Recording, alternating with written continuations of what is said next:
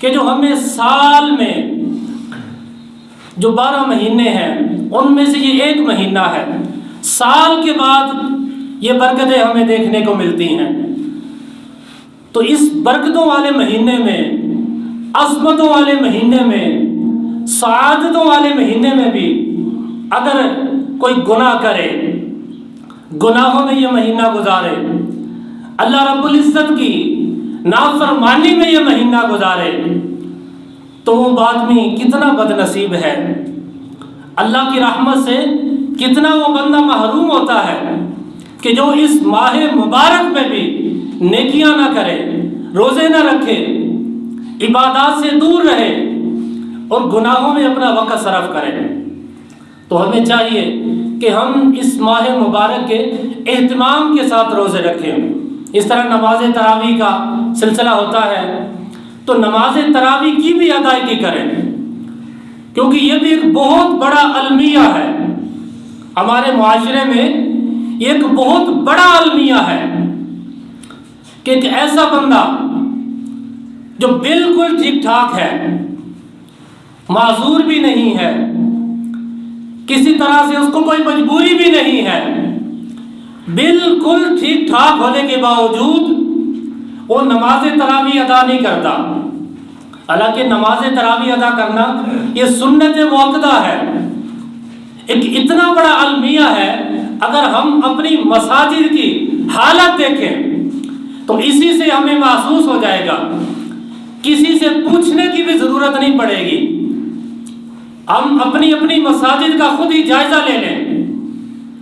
آپ جس محلے سے ہیں آپ اپنے محلے کی مساجد کا جائزہ لے لیں، اور یہ جو مسجد ہے اس مسجد کا جائزہ لے لیں کہ اس کے آس پاس آبادی کتنی ہے، کتنے ایسے لوگ ہیں جو نماز تراویح ادا کرنے کی استطاعت رکھتے ہیں، طاقت رکھتے ہیں، لیکن اس کے باوجود مساجد میں نہیں آتے، نماز تراویح ادا نہیں کرتے، نمازوں سے دور۔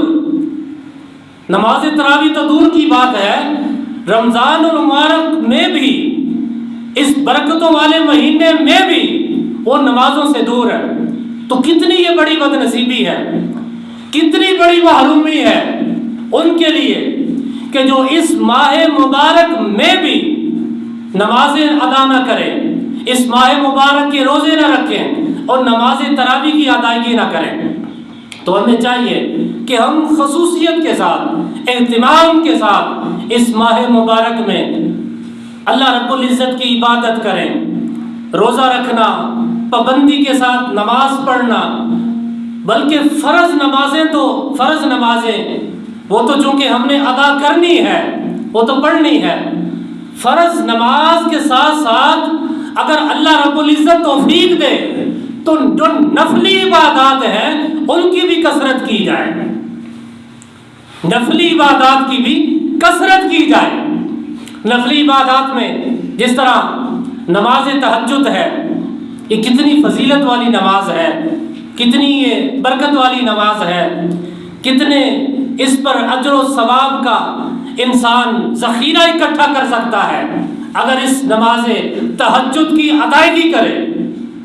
تو نماز تہجد کا اہتمام کیا جائے، چاش، اشراق، اوابین، یہ رات میں اگر اللہ رب العزت توفیق دے نماز تراویح کے بعد مزید اگر نوافل کو پڑھنا چاہے تو وہ بھی پڑھ سکتا ہے۔ لیکن نماز تراویح اس کو اپنے اوپر ہمیں لازم کرنا ہے، اس کو ترک نہیں کرنا۔ نماز تراویح کی ہم نے ادائیگی کرنی ہے، کیونکہ یہ تو پیارے آقا صلی اللہ تعالیٰ علیہ وآلہ وسلم کی بڑی پیاری سنت ہے۔